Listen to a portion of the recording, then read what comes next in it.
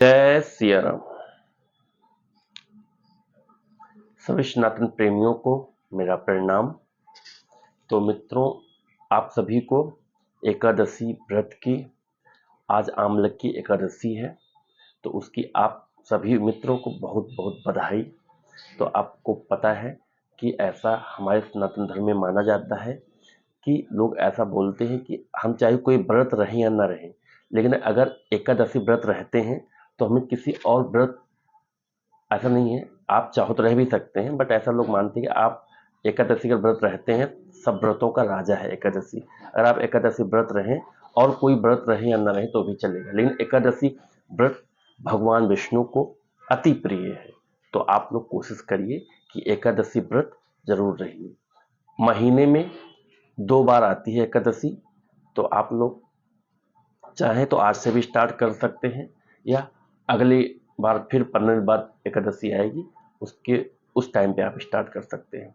तो आइए मित्रों, आपको पता ही है कि श्री रामचरितमानस की 5 चौपाई में नित्य डेली पढ़ता हूँ सुबह, और मैं यही याचना करता हूँ आप लोगों से, यही बोलता हूँ आपसे डेली कि कम से कम 5 चौपाई श्री रामचरितमानस की आप लोग डेली पढ़िए। आप भी पढ़िए, अपने बच्चों को भी पढ़ाइए, अपनी फैमिली को भी पढ़ाइए। इससे आजकल जो हमारी यंग जनरेशन है भटक रही है, संस्कार की जो कमी है वो 100%, अगर श्री रामचरितमानस पढ़ेंगे तो आप मान चलिएगा उनमें संस्कार 100% आएगा। और हम लोग जो बोलते हैं कि हमारा बेटा राम जैसा हो, भरत जैसा हो, तो राम जैसा, भरत जैसा आप तभी उम्मीद कर सकते हैं जब वो उनका चरित्र पढ़ेंगे। वो तभी उनके जैसे बन सकते हैं जब वो श्री रामचरितमानस पढ़ेंगे। तो मित्रों, आप लोग अपनी फैमिली को श्री रामचरितमानस की तरफ मोड़िए, कोशिश करिए कि कम से कम 5 चौपाई जरूर आप डेली पढ़िए। तो आइए और श्री रामचरितमानस का पाठ स्टार्ट करते हैं। जय श्री राम।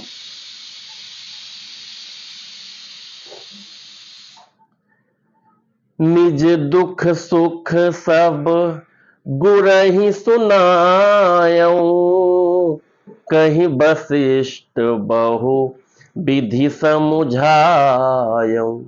धरहु धीर हुई है सुत चारी, त्रिभुवन विदित भगत भयहारी। राजा ने अपना सारा दुख सुख गुरु को सुनाया। गुरु वशिष्ठ जी ने उन्हें बहुत प्रकार से समझाया और कहा, धीरज धरो, तुम्हारे 4 पुत्र होंगे जो तीनों लोकों में प्रसिद्ध और भक्तों के भय को हरने वाले होंगे। वशिष्ठ जी ने कहा दशरथ जी से, आप धीरज रखिए, आपको ऐसे 4 पुत्र होंगे जो तीनों लोकों में आपका नाम रोशन करेंगे, जो भी जब भी भक्तों पे कोई विपत्ति आएगी तो वो उनको भी सहारा देंगे। श्रृंगी सिंह वशिष्ठ बुलावा, पुत्र काम शुभ यज्ञ करावा। भगति सहित मुनि आहुति दीन है, प्रगटे अग्नि चारु कर लीन है। वशिष्ठ जी ने श्रृंगी ऋषियों को बुलवाया और उनसे शुभ पुत्र कामेष्ट यज्ञ कराया। मुनि के भक्ति सहित आहुतियां देने पर अग्निदेव हाथ में चरु हविष्यान्न खीर लिए प्रकट हुए। जो वशिष्ठ कछु हृदय विचारा, सकल काजु भा सिद्ध तुम्हारा। यह बाटी देहु नृप जाई, जथा जोग जहि भाग बनाई। और दशरथ से बोले, वशिष्ठ ने हृदय में जो कुछ विचारा था, तुम्हारा वह सब काम सिद्ध हो गया। हे राजन, अब तुम जाकर इस हविष्यान्न पायस को जिसको जैसा उचित हो वैसा भाग बनाकर बांट दो। तब आदृश्य भय पावक सकल सभय समुझाई, परमानंद मगन नृप हरस न हृदय समाई। तदंतर अग्निदेव सारी सभा को समझाकर अंतर्धान हो गए। राजा परमानंद में मग्न हो गए। उनके हृदय में हर्ष समाता न था।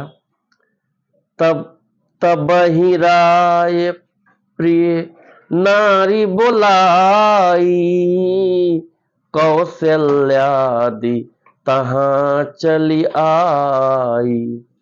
अर्ध भाग कौशल्य ही दीन्हा, उभय भाग आधे कर कीन्हा। उसी समय राजा ने अपनी प्यारी पत्नियों को बुलाया। कौशल्या आदि सब रानियां वहां चली आईं। राजा ने पायस का आधा भाग कौशल्या को दिया और शेष आधे के 2 भाग किए।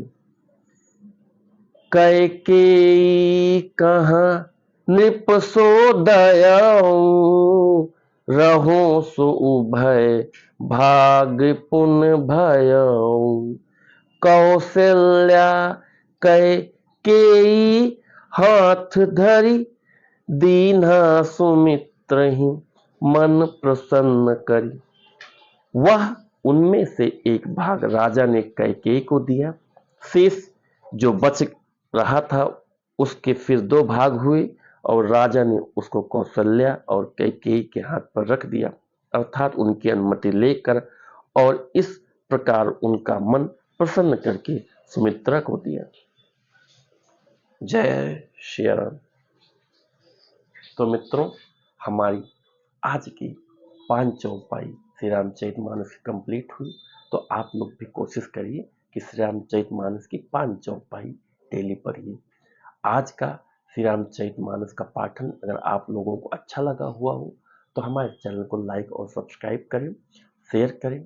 उससे क्या होगा, हमारे इस पाठन से, हमारे इस प्रयास से क्या पता 1-2 लोग भी जुड़ेंगे तो हमें काफी खुशी मिलेगी। तो मित्रों, इसी के साथ मैं अपनी वाणी को विराम देता हूँ। जय श्री राम।